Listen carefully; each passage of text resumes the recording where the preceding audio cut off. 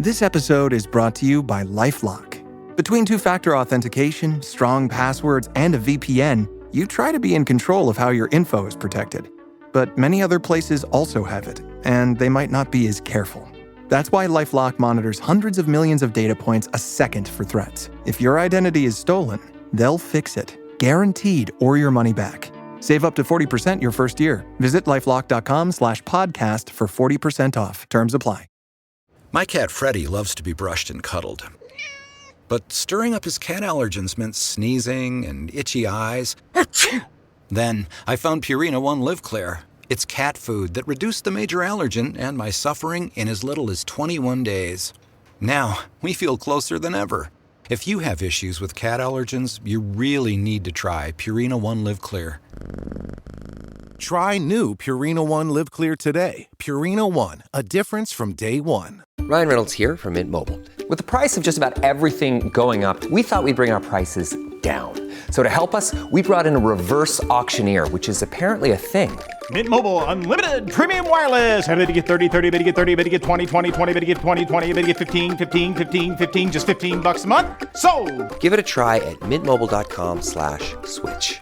Upfront payment of $45 for 3-month plan, equivalent to $15 per month required. New customer offer for first 3 months only. Speed slow after 35 gigabytes if network's busy. Taxes and fees extra. See mintmobile.com.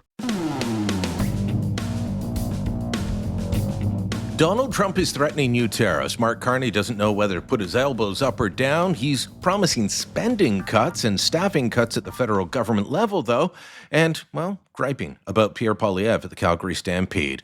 Nothing is boring in Canadian politics these days. Hello, welcome to the Full Comment Podcast. I'm Brian Lilly, your host. Today, a sit-down with two wise politicos, people who have worked on campaigns across the country, advised people at the highest levels. Ginny Roth is a partner at Crestview Strategy. She is a former assistant at the Ontario Legislature, Queen's Park, and has worked at campaigns at the national level with the federal Conservative Party, and a strong defender of Pierre Poilievre. Warren Kinsella is a pundit, a columnist with the Toronto Sun. He hosts the Kinsella Cast and is founder of the Daisy Group. He also, once upon a time, worked for Jean Chrétien, and while he wasn't a fan of the Trudeau guys, still kind of a liberal. We sat down to have a discussion about where things are in Canadian politics, what the future looks like for Carney and for Poilievre. Okay, Ginny, Warren, I guess we have to start with letters, because world leaders are getting letters, or they're at least seeing letters posted to Truth Social. We'll start with you, Jenny. Your reaction to Trump late on a Thursday night, I think it was after 8 p.m. It's not super late, but late in the world of diplomacy. A letter released to Mark Carney saying, you're not doing enough on fentanyl, you stink on dairy, don't dare retaliate to my 35% tariffs or I'll hit you even harder. What do you even do with this? Well, I think this would have been surprising, in January or something, but now we're all kind of used to this. Like, it's just par for the course. And I think it's all part of Trump's negotiation and his negotiating style. Like, he likes to play hardball and see how much he can get away with. And this is his latest volley. I hope we don't overreact to it. I think in the early days of the to and fro, we did overreact. And I think all we can do now is continue the negotiations in the background. I'm hopeful that some of the stuff that I'm opposed to on domestic grounds, like the digital sales tax that we took off the table, that this might be some excuse to drop some, supply management, some of our ridiculous trade practices. But the negotiators just have to stay focused, and we have to accept that market is 10 times the size of ours, and we really can't do without it. Yeah, the impact of Canada's exports to the United States is about 19% of our GDP. The impact of American exports to Canada is 1.7% of theirs. So, Warren, you've had many thoughts online on X about Donald Trump's letters. Try and sum them up here. Well, this will only take 3 hours. I am going to surprise both of you, I think. I'm not going to be critical of Donald Trump. I believe that Donald Trump is doing what he said he was going to do. Donald Trump has never been a free trader.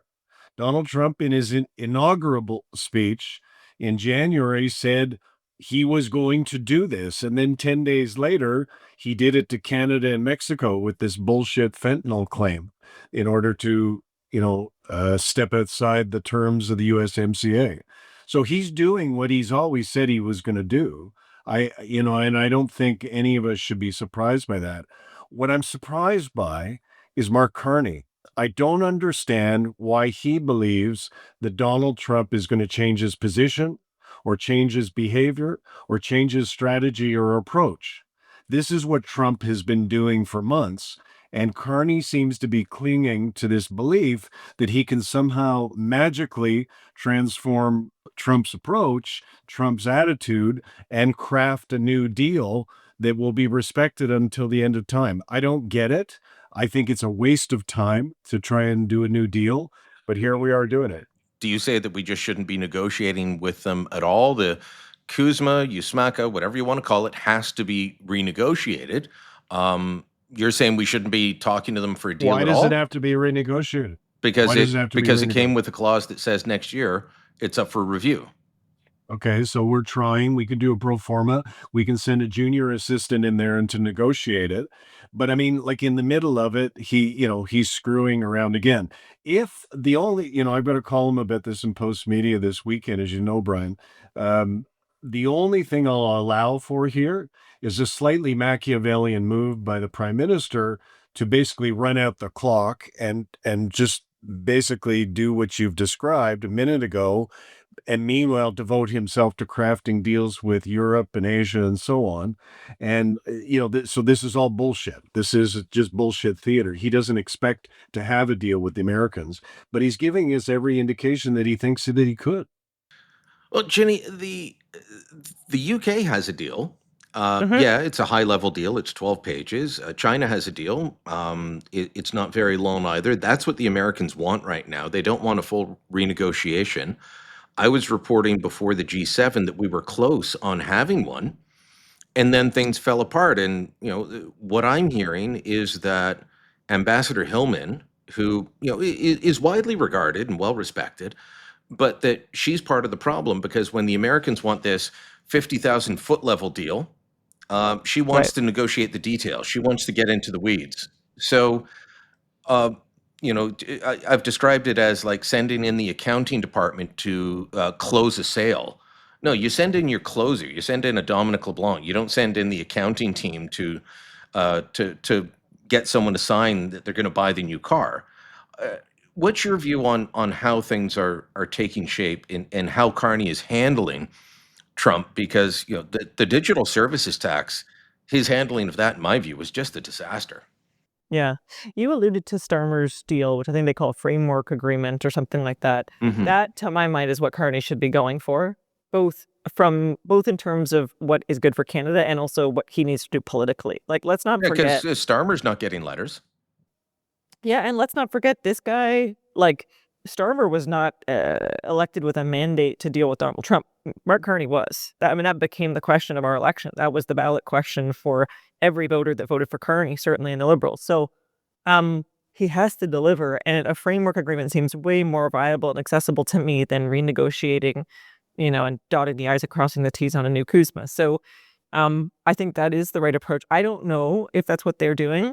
I think Carney is a good deal maker. He's made a lot of deals in his life, which is why they got off on an okay foot, he and Trump. I think Trump sees that in him.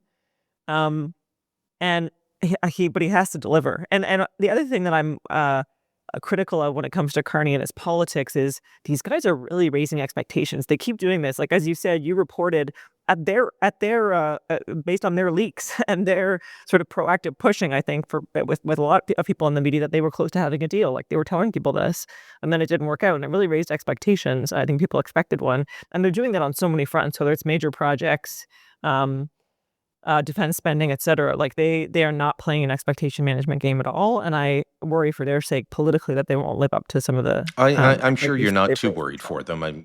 Given that it might help the Conservatives down the road if you Sure, can't sure. I'm deliver. a Canadian too, though. I want what's good for the country.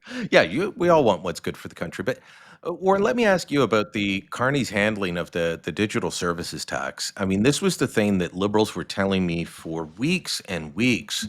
You know, you talk to most people and they say that thing's got to go. It's a disaster.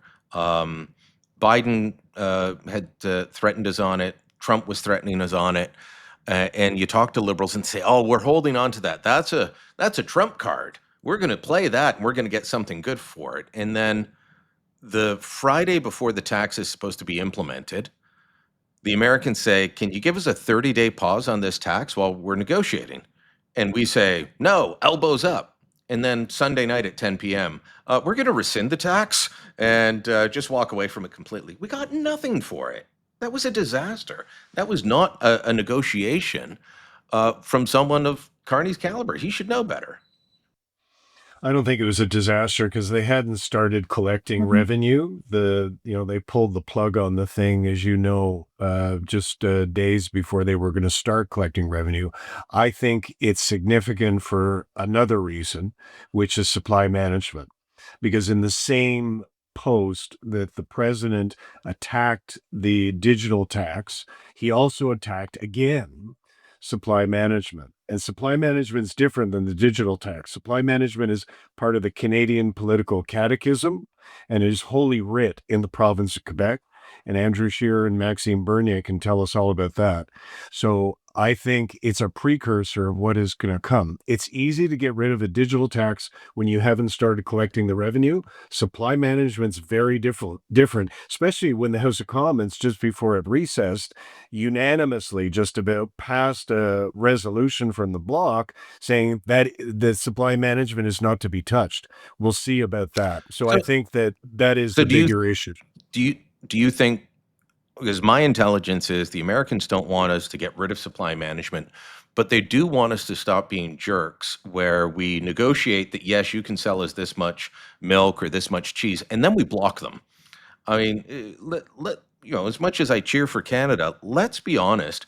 Mm. On the dairy front, we are absolute jerks, and every country in the world will tell you that when they try and negotiate a trade deal with Canada. I interviewed Martha Hall Finley now at the School of Public Policy at the University of Calgary when I was out for Stampede. She thinks, former Liberal MP, she thinks that we should get rid of supply management for ourselves and that there's a way to do it and to make farmers whole. My understanding is the Americans just want us to start living up to what we agree to in the trade agreements, and allow a bit more of their product into our market. I don't think that's a bad thing. But if we, to keep a few thousand Quebec dairy farmers happy, screw over the auto industry, the steel industry, aluminum, farmers in every other jurisdiction, that's bad for us. Look, I know conservatives ideologically, philosophically have problems with supply management. Well, I just But cited a they've had, Liberal MP, and but I've never they, called to but get rid of they, it. let me finish. But they've had multiple opportunities to get rid of it, and they've not done so. And in fact, Mr. Scheer won the leadership of the Conservative Party by saying that he would protect it. So I presume he did that for a reason. Like, I agree. It is interference in the marketplace. But, you have to also agree that no agricultural sector is more interfered with in the world, well, except for the exception of China and Russia, than in the United States. The United States has protectionist policies with respect to farmers and agriculture that dwarfs ours. So, we're not the only ones who have messed around with the marketplace here. The Americans, in my view, have always been worse. So it's like physician heal thyself. But anyway, I could be wrong. He may look the other way on supply management, but based upon the way he's, firing off these letters that are like mob shakedowns, I think that it's coming. I think it's going to hit, and I don't think the Carney is necessarily ready for it. Yeah, I will also just add, like, on the DST thing, I think a lot of what was going on is, my sense is Carney wanted to be prime minister, and in the election period, he said to his political advisors, "Tell me what I have to do to win this thing," and he just said what he told them to say, and that was elbows up, that was fighting Donald Trump, concede nothing, end the relationship with the U.S., maybe join the EU. He said what he had to say. I don't think he ever believed any of that. I think he always was pragmatic about how he thought he ultimately would deal with Trump, which is try to get a deal, negotiate, be willing to give some stuff up. Don't go too far, but and I think what he realized when he formed his cabinet is a lot of those MPs and those cabinet ministers believed what he said in the election, and they wanted that too, right? Like Chrystia Freeland staked a lot of her career on the DST and fought for it, to no end, and she's in his cabinet right now. Stephen His electoral Guilbeault. path. Stephen Guilbeault, like on supply management, sure, yeah, it played a big role in the leadership race for Andrew Scheer, but that's ancient history. Carney's government runs through Quebec, and a lot of his senior advisors are now very politically sensitive Quebec political leaders. And so how Carney's like pragmatic, run this thing like a business, runs up against the politics and the political ramifications, even within his own caucus. I think he's grappling with that every day, and it remains to be seen what side he's going to fall on. Okay, let me use this as a good point to pivot and say, overall, how do each of you think Carney's doing so far? Warren and I talk regularly, and he's said a few times that Carney's looking like he governs like a conservative. And Ginny, I've been saying, no, that's not the case. And then yesterday or the other day, I had to have a column in The Sun saying, well, look, he's saying he's going to cut program spending by 7.5, then 10%, then 15%. That's pretty massive. He's talking about cutting regulations in a very positive way, saying this will help the economy. He's talking about cutting staffing levels, saying, the Conservatives didn't even go that far in the last campaign. So maybe he is, in some respects, I'll say that, governing like a conservative. How do you rate how Carney's been doing himself, just him so far, and then we'll talk about his advisors and the PMO and all that? Is he doing okay? Is he doing badly? Is he just saying the right things but not delivering yet? I think he's doing well. I don't think you can argue with that. He's sort of on a bunch of objective metrics. He's doing well. Part of that is what we have to compare him to is such a low bar. Just the level of functioning of the previous government was so low. Their ability to just do basic things, forget even what those things were, just their ability to do them, was so low that to just show up to the office and get things done feels like this massive accomplishment for Canadians, because it's been 10 years of them getting used to worse and worse and worse outcomes and less action. He also has the appearance of someone who's getting things done. He speaks relatively plainly. He seems very serious. He seems decisive. He's got the things he's announcing. He also, from a positioning perspective on a number of issues, is taking this, call it business liberal, call it red Tory, centrist approach, moderate approach to certain versions of smaller government, and much more than that, growth, like supply side growth, particularly when it comes to major projects and infrastructure, and he's paying a lot of lip service to that.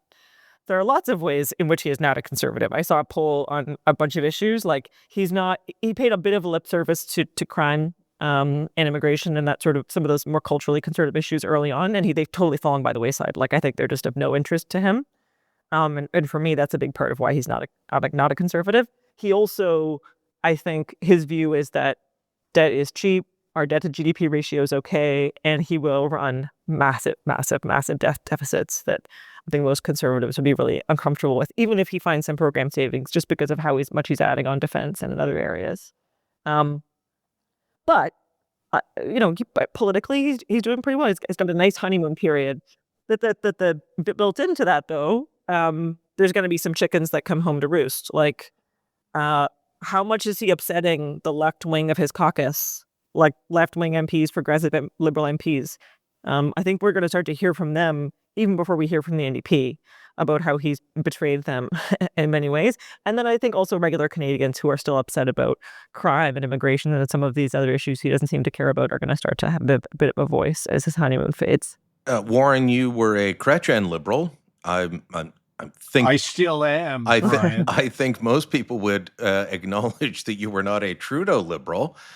How are you feeling about the Carney liberals? Well, listen to what Ginny just said. Like he's reaching across the aisle. I'm hearing all the time, and I know the two of you are too, conservatives saying, wow, This is not bad. Man, is this ever different than Trudeau? You go through the list, capital gains.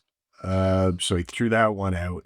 Carbon tax, first thing he did, defense spending, program spending, cuts to programs. The staff hires he's doing, he's hiring serious people.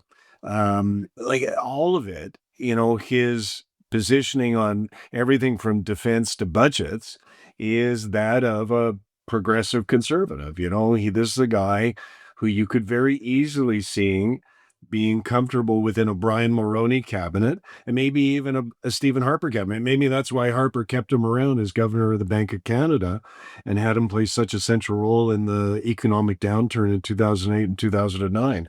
I think he's a progressive conservative. He's a blue grit. He does do this pro forma stuff about the environment and social programs. But, really, at the end of the day, if you look at C5 is a dramatic, historic piece of legislation that basically says, I'm reducing this to its base elements. We kind of don't give a shit about the environment anymore. We want to do resource extraction, and we're going to get our resources to market. That's what C5 says. And that's why environmental groups across the country are as pissed off as they are. So he Are knew they that. really though? Because and I'd like to get Yes, comments really, from. they are. Well, okay. If this was Doug Ford here in Ontario or Pierre Poilievre, if he'd won the election, there'd be court challenges already. Yeah. But I think there still will be, Brian. You think there will be? There will be. I think Because they Warren's made right. zero There's no noise. They made zero noise when the carbon tax was killed. because the NDP is so weak right now, there's no voice for the activist left in Parliament. But they're getting louder, and I've given a lot of credit to Carney, so now I will make the counterpoint, which is he can say all he wants about the fact that he'll probably have a pipeline in his list of major projects and how much C5 is going to do to get things done quickly, but he has to then actually do it. And in our country, if David Eby does not want a pipeline going through BC, there ain't going to be one.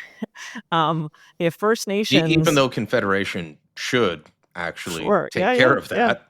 Yeah, but I guess my point is politics is hard, federalism's hard. And because he's in this honeymoon period, he really hasn't had to run up against. There will be court challenges, and he will probably lose.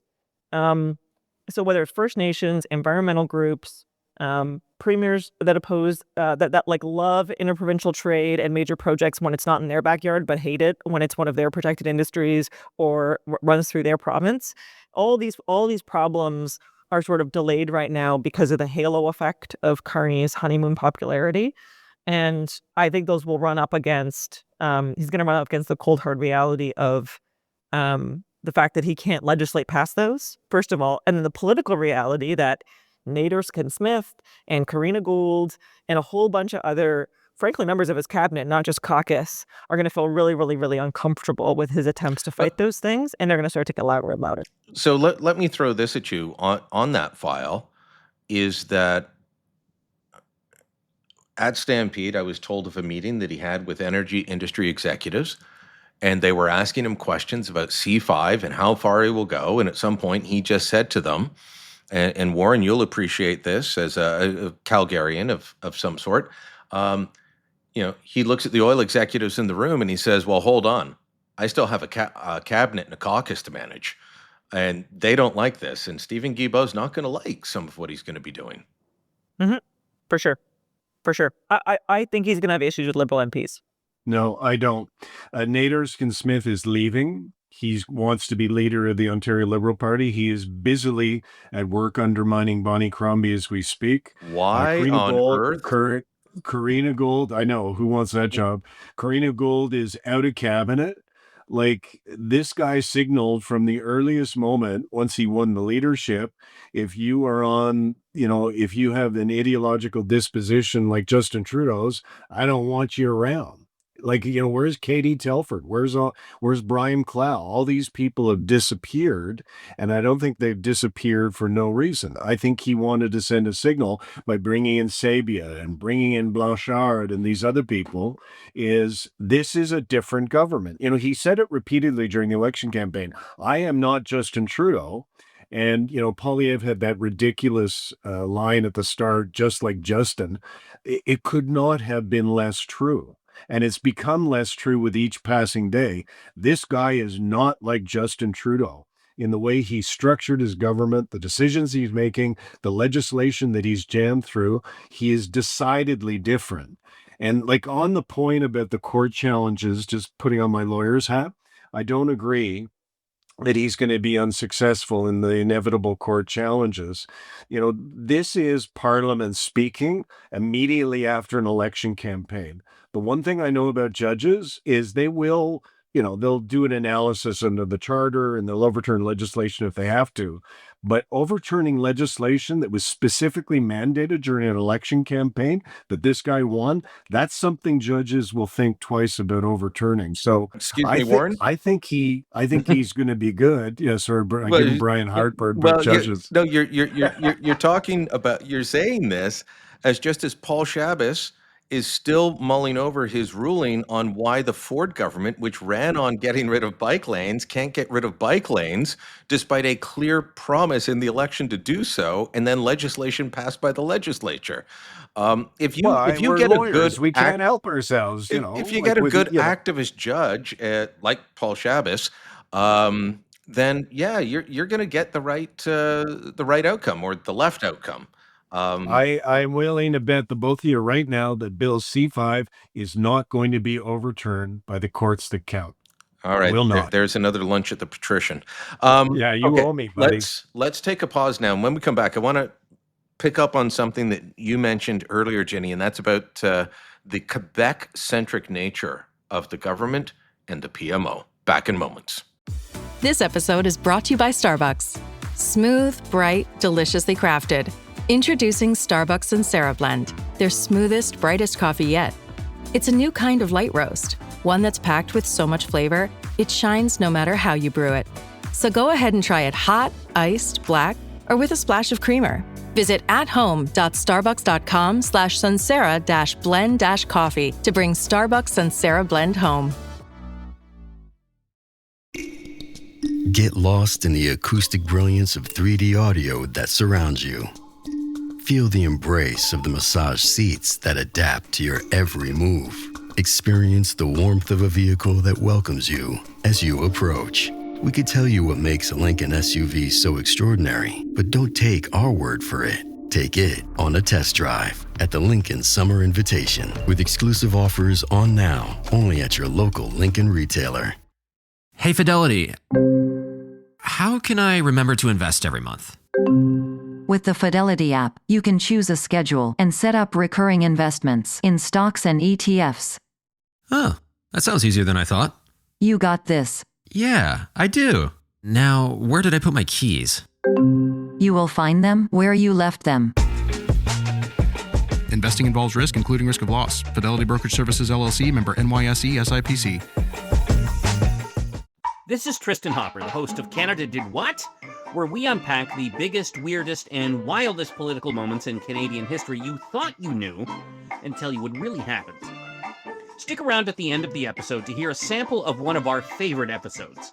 If you don't want to stick around, make sure you subscribe to Canada Did What? Everywhere you get podcasts. So we've got a prime minister originally from Fort Smith in the Northwest Territories, grew up in Edmonton, an Albertan of sorts, lived out of the country for a long time, centered in Ottawa. But Ginny, you mentioned this earlier. There's a strong Quebec contingent surrounding Mark Carney. Blanchard is part of it. Cabinet ministers like Mélanie Joly and Stephen Guilbeault leaned upon heavily. Even Michael Sabia, who's not originally from Quebec, has a lot of ties to Quebec Inc. and the Ottawa establishment. So is this a government by Quebec once again? And how does that play out over the next little while? I mean, I think it's a government by Laurentian elite, many of whom are Quebecers in this case. Carney, I think, is rightly understands some of his blind spots here in Quebec. Like he was really lucky to get the Quebec votes he got, and I think a big part of why he did is because of Donald Trump. You know, Quebecers only hate one more thing than they hate other Canadians, and that's Americans. And Trump brought that out in them, and that is why they voted for Mark Carney. I think Champagne was one of the first MPs to endorse him, wasn't he? Yeah, He was an early one. But they all did, really. Like he won over caucus, and that was like, he became the front runner. He won the leadership for a bunch of reasons, but he won a lot of Quebec voters because of Donald Trump, I think. And he, I think, is savvy enough to understand that if he wants to win a majority, he has to hold that in Quebec and maybe even grow it. And Quebec is unique. They're like much more economically nationalist. They're oddly culturally conservative in a lot of ways. And that is not his natural instinct at all. And so having Quebecers around him to kind of go maybe again, like push back against some of his instincts sometimes is probably politically useful for him. And they represent a type of Canadian business that Carney is the most sympathetic to, I think. And so it's not surprising. He, as I understand it, he's trying to recruit way more people from Bay Street, and he's just not having a lot of success for a bunch of reasons that aren't necessarily his fault. But I think he's trying to recruit from business, and that means from Bay Street and from Montreal. Warren, the initial chief of staff was Marco Mendicino. He'll be stepping down within days. Blanchard will be taking over. As someone that's been in those offices, has Carney even had enough of a handle on what's going on with a temporary chief of staff that everyone knows is leaving, that everyone used to sit in caucus with? The chief can wield an awful lot of power and keep things on track. Is Mendicino done a good job? Is that hobbled Carney? What's your take? I mean, one of the principal reasons he had Marco at the outset is he needed somebody with a security clearance, and Marco had been a cabinet minister, so he had top secret. It's hard to get that designation overnight.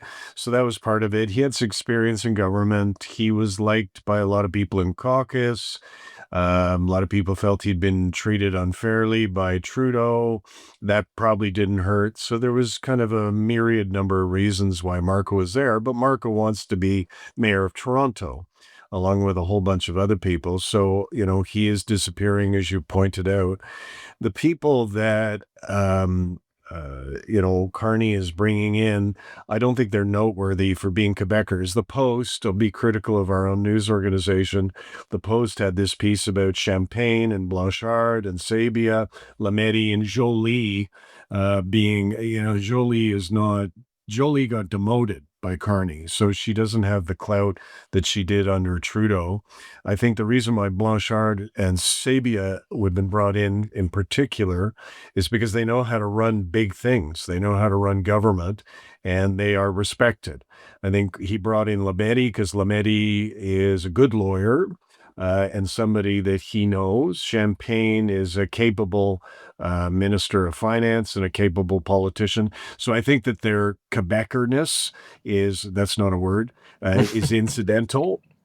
I think the real reason is he was looking for people with experience that he could rely upon. What I've been surprised by is he's surrounding himself by a bunch of guys, and he has kind of gotten away with that. At some point, I think somebody is going to say, hey, from the balance perspective, gender balance perspective, you're not doing very well, Mark. I think the Star's already done a piece on that. Oh, there you go. Yeah. Okay, so I don't read the Star. But let me, someone sent it to me. Let me ask you both about this quickly before we move on to talking about Pierre Poilievre. Marco Mendicino's very open in his support for Israel.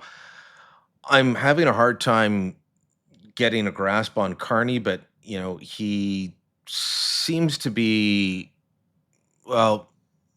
open to moving Canada's position to a degree. I'm not saying he's on Team Hamas like Melanie Joly clearly is, and thankfully she's not at Foreign Affairs, but she was replaced by Anita Anand, who, isn't that much different from Melanie Joly on this issue. Do you get a sense on where Carney sits on Israel, on the Middle East, on Hamas? Ginny? I think Warren would know better than I. My sense is that he doesn't feel strongly enough about a pro-Israel or even anti-Israel position to fight for it in caucus or cabinet. And so in the politics of building a coalition and a foreign policy that is in line with your electoral coalition, he is totally beholden to that which dominates his coalition, which is an anti-Israel view. And from my perspective, as someone who's really pro-Israel, that to me, that's the same thing as being part of the Hamas caucus, because you end up with the same result. And I think our foreign policy will change. It already is changing. So it's really disappointing. And I think Carney's a principled guy in a lot of issues. I'm not sure why he's not principled on this one. But it's upsetting. Gorn? I do spend a lot of time, as you guys know, pondering this question because it's important to me as an Irish Catholic Zionist. He says a lot of the right things, on hostages. He's made clear that the hostages need to come home. He has said that Hamas needs to be out of power. He has said that Gaza needs to be demilitarized. That's all good. He has not yet recognized a Palestinian state, despite, the movement of other countries in the world, Ireland and so on, to do so. He has not embraced an arms embargo against Israel to the degree that people like Jolie would like him to. So, it's not bad. But is he as fulsome a supporter of the state of Israel as, let's say, Donald Trump is? He is not. My suspicion is, and we've all seen it in the polling, as the war has gone on, as wars always do, they become unpopular. They're easier to get into than they are to get out of. And Netanyahu is a terrible communicator. I think he has been in power too long, and he turns off people, not just in Israel, but around the world. So he creates a dilemma for guys like Carney. I think if there was a different prime minister in Israel, he would be more fulsome in his support for the state of Israel, but it's problematic. The one thing I think that is important that he does as a personal and political statement that he's not yet done. And when I was in Israel just a few weeks ago, this got mentioned to me many times. He has not been to Israel since October 7th. Trudeau was the only world leader of significance, the only G7 leader who did not go to Israel after October 7th. The only one. Carney is now the second. And I think Carney needs to pack up his little kit bag, get on his plane, and get over to Israel and indicate his position on those things that I've outlined. And he hasn't done that yet. I got some good restaurant recommendations for him in Tel Aviv if he goes. Me too. Let's shift to Pierre Poilievre. Some conservatives nodding in agreement with me, some upset at me after writing from Stampede about what I was hearing, which was a lot of griping. And the griping had changed. Immediately after the election, I was hearing griping about Doug Ford, about Corey Teneycke, about Jenny Byrne. What surprised me was hearing from Western Canadian conservatives, people who've sat on EDA boards, who have been fundraisers for the party, organizers, done the hard work that both of you know needs to be done in a campaign. These aren't keyboard warriors. And they were griping about Pierre this time, not about the others. That came as a bit of a shock to me, and I think they saw it on my face, the various people that were saying it to me. And so the message that I was hearing, Ginny, is that either the leader needs to change what he's doing or the leader needs to be changed. There wasn't a consensus. I spoke to Pierre briefly about this during the week, as I noted in my columns, but are you hearing that same sort of griping? And are you seeing the kind of changes that need to happen from the leader's office? So I think I would say yes. People are griping because we lost. And you gripe when you lose. But there are two big tests for Poilievre, his by-election and his leadership review. I think the fundamentals and the facts on the ground are such that he will do well in both. That doesn't mean it's smooth sailing. I think the much harder job comes after those two things, which is he has to find a way to drive contrast with Mark Carney. And that's really challenging because of what we talked about earlier. So I've said this to Mr. Poilievre, and I'll say it here. I think he has to focus on winning those two, the by-election and the leadership review, and then I think he has to take what is his greatest asset relative to Mark Carney, and he needs to spend time talking to regular Canadians across the country. He needs to go on a tour, and it needs to be a listening tour. And I don't mean party members, like an activists and the type of people that you talk to. I mean of just like regular people. Because I can tell you, during the leadership campaign and in the sort of 6 to 8 months following, when he was sort of rising in the polls and at his best, he had this mechanism, and it was this built-in focus group where he would do these rallies and then he would do a photo line afterward. And it was hours of talking to people in these photo lines. And he had the closest touch point to how people were struggling and about what. When car thefts were going up, he knew it before anyone else was. When the carbon tax was hitting gas prices a few summers ago, he knew it before it was being reported in the news. And it gave him a massive advantage over Trudeau, who was sort of stuck in the Ottawa bubble and totally out of touch with how people were struggling or feeling. And things are not as dire as they were when inflation was really high, but they're not great. Like, people are not okay. And I think if he can get back on that circuit and be in listening mode, like really be in sort of like, I want to hear from you and I want to hear about what's up and what you're struggling with. That is how he will figure out what are the issues I can drive contrast with against Carney. And then he's a politically skilled guy. Once you have the substance, you can kind of get back to building the narrative that he built a couple of years ago on a new issue set in a way that's compelling and that gets people excited again. Warren, one thing that Poilievre said to me on the phone on Tuesday was that he admitted that there's difficulty in going up against Mark Carney with how things are playing out right now. And then he made a good pop culture reference. I know you always like those. He said, it's a bit like the Eminem song, "Will the real Slim Shady please stand up?" He said, we don't know who the real Mark Carney is because the guy we're seeing now is very different than who we saw for years, who we saw in his book Values.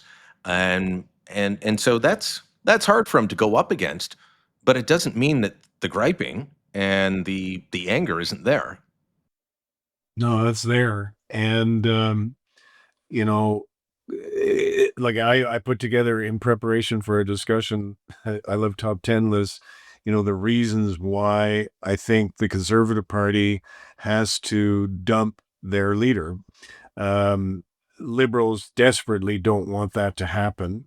And I know that there's historical precedent, whether it's with Dalton McGuinty, who I worked with, or Stephen Harper. Both those guys lost an election, but both those guys were qualitatively different than Pierre Poilievre. And, what happened here was Poilievre lost his seat to a political newbie. He got clobbered. He lost an election where he had nearly a 30-point lead for a long, long time. He alienated proven Conservative winners like Doug Ford and Tim Houston. So since the election, he hasn't acknowledged his errors. Like I read what you wrote about him, Brian, with interest, like a lot of people did. He hasn't said, I screwed up. It took him days to phone the guy who beat him in the riding he'd held for 20 years, and his numbers have gotten worse dramatically since the election, but the numbers of the Conservative Party have not. Nanos has them down. Abacus has everything the same. And those are the only two guys polling right now. The numbers of the Conservative Party are competitive still. But Poilievre's numbers, even though he hasn't done anything that's meaningful or significant, have gotten worse. And women voters still don't like him. He's still got the Trump problem. He's got people like Danielle Smith singing his praises, and Smith is the most unpopular premier in the country. Like, he just has a whole ton of problems. But the most fundamental problem that he's got, as somebody like Ginny, we advise politicians, we advise leaders. He is who he is. The fundamentals of that man are not going to change. How his stylistics and his manner and the way he expresses himself, all the things that lost him the election, they're not going to change before the next election. He is who he is. And I think Conservatives are deluding themselves if they think that there's some magic solution to this problem. There is not. Their problem is Pierre Poilievre.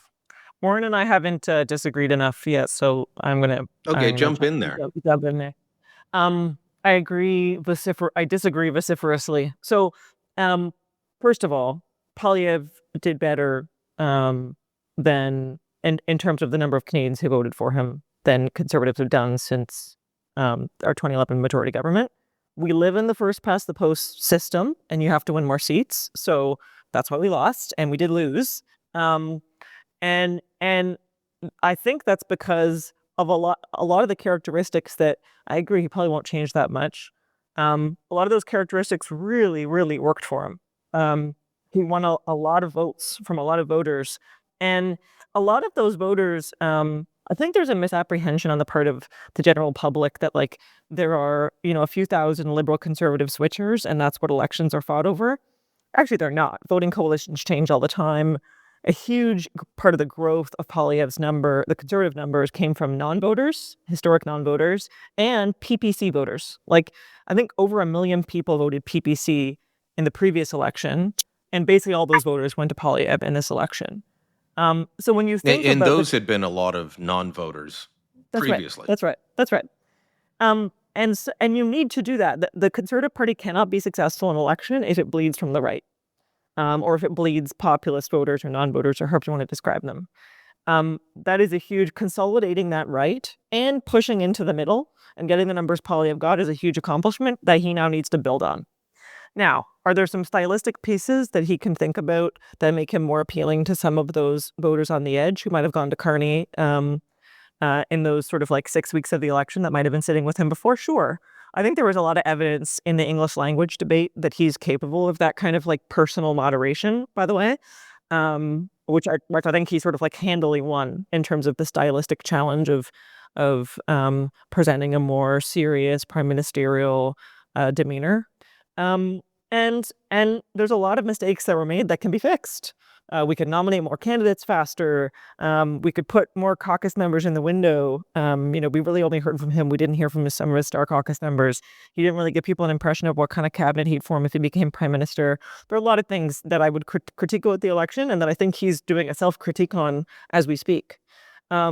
But his drive, his ability to connect with young men, many of whom have never voted before, and get them out, make them conservatives for the first time in their lives. Jenny, all of this is just such a strong endorsement of why she needs to stick around. let me ask you about this part, and that is the part that saw Poilievre and those around him freeze out Doug Ford, Patrick Brown, Jean Charest, Tim Houston, Peter MacKay, anyone that wasn't their team. There was no, we don't need to talk to you or deal with you.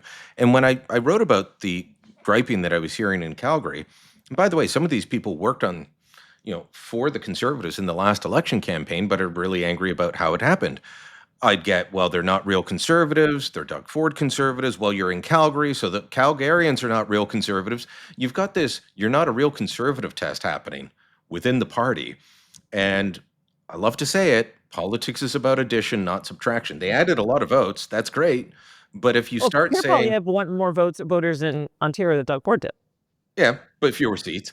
But, if you constantly try and push people away, not going to win. They've got to open up the tent in a way, and to some degree did, but also excluded people. And I think if they hadn't excluded a lot of people, that it may have been a different outcome. Can they fix that part? Yeah, I think you're. Yeah, look, he opened up the tent to hundreds of thousands, if not millions, of new voters and grew the party in that way. There are a lot of establishment figures who felt left out, and I think there's something to that critique that, look, when you get to this level of test and a federal election and a national election that's going to make you prime minister, you suck it up and pick up the phone and you try to make more friends and fewer enemies. And there's something to be said for that. And it's probably something that Poilievre, who thrives in opposition, who is a fighter, who is the kind of guy who wants to step on his opponent's neck and take no prisoners, needs to moderate in himself. And you saw that he called Ford in the weeks following the election. And I think that is something that he needs to sort of take to heart and take under consideration. Oh yeah, I'll start with you, Warren, then to Jenny, and this is the last point. Path forward for the Conservatives if Mark Carney keeps stealing their ideas and their rhetoric. Even if he only goes halfway, a lot of voters will look at it and say, oh, well, he's doing something. So if Carney stays on this path that he's talked about over the last week or so, is there a path forward for the Conservatives? It crowds out this space. No, you're absolutely right. It just steals a lot of Pierre Poilievre's oxygen and that for his party. And I presume that's part of the reason why he's doing it. Part of the reason why he's doing it is he believes it's right for the country. I happen to work for a guy who did the same thing. We got, when I worked for Mr. Chrétien, we got accused of being communists and, Kim Campbell ran ads showing money being dumped out of a dump truck and so on. And then we got into government and people saw what we believed, which is we needed to rein in spending and we need to cut back on program spending. And we needed to make some very tough decisions. And we, released a year in the toughest budget in Canadian history in our lifetimes. So I think Carney learned from that experience, and that creates precious little room for a guy like Pierre Poilievre or Carolyn Mulroney, if she's the successor, or Jason Kenney or whoever is coming next. Because I think, I don't see that there is a tenable way forward for Poilievre. And the proof of that, by the way, it's just I was thinking about this when Ginny was speaking. If the Conservative Party and Poilievre's staff really believed that he was a winner and he could pull this off in a second round, they would not have sent him out to an Alberta riding where a blue fence post could win. They would have sent him into an Ontario riding to say to the party and say to the country, he can win, right? He can win in the center of the country where it counts. And they didn't do that. They chickened out.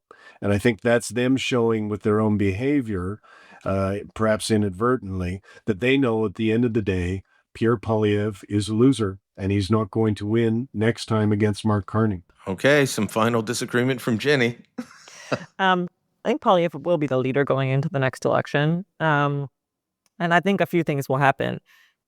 Carney won't be able to deliver on a lot of the high expectations he set, whether it's on Canada-U.S. relations, getting major projects built, getting shovels in the ground, affordability. People are really still struggling. Like, inflation's down, but prices are still up. I think we're going to struggle with unemployment, starting with young people, and I think that could get worse if the trade fight continues. So just the situation in the economy will get worse, and there'll be a lot of room to critique him on the things he's trying to do. And perhaps more importantly than that, there are some areas that he paid lip service to in the election and in the 1 or 2 weeks following, because he knew voters cared about them, that he could give a fig about now. It's just obvious they have no interest in him. I think one is immigration. Canadians are still really, really, really pissed off about immigration, to the point that they want like net negative migration. And I think Carney is weak on that because he's so pro-business that he wants just like an endless supply of new labor for them.